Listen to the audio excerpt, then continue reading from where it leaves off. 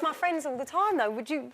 Friends? I'm like, but I would ask different. everyone. Like, I do want to know. I don't think to it's a girlfriend, that's different, isn't it? But even to my boyfriend... Why? Why do you want to know? I just find...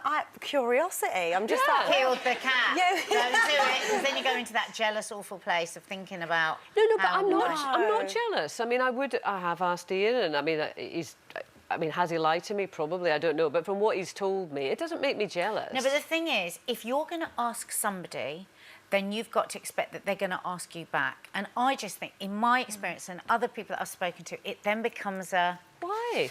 You know, because it's the past. But why do you even want to know? You just want to know. I mean, do you never interesting. sit yourself and kind of just go back and think how many have I slept with? Once you've counted your calories. That's what I do. So many things to count nowadays. I know, that's what I do. You know, if I'm bored, if I'm travelling somewhere, you know, I just think of little things in my head. If I've done my Sudoku, I think how many calories have I had today? How many people have I slept with?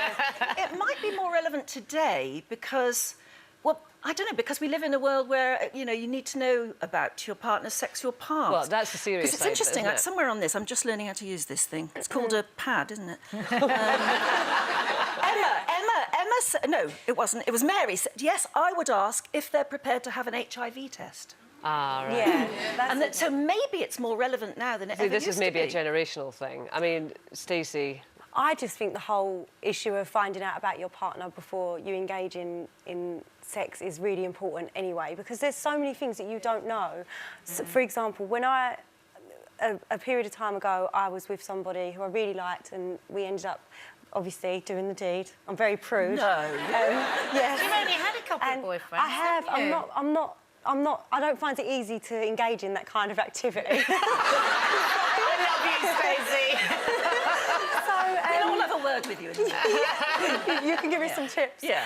No, but I was actually really upset to find out that after that had happened, that person told me that they had HPV, and it was a serious strain of HPV, which causes cervical cancer.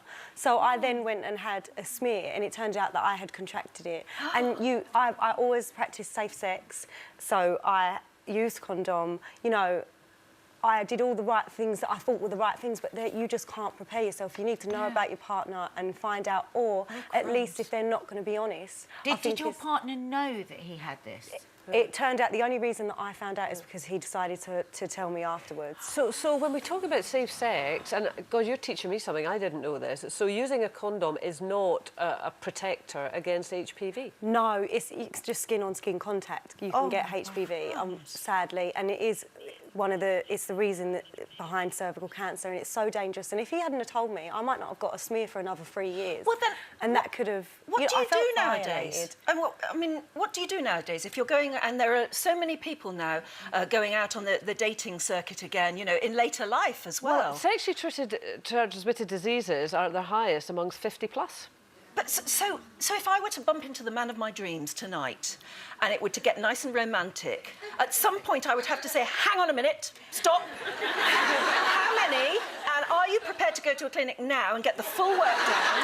I don't mind doing the same again. But is that what you have to do nowadays? I think it's more about taking responsibility for yourself, so actually realising that people aren't always going to be honest with you, even if it doesn't matter how many sexual partners you've had, small or large. Could be one, exactly.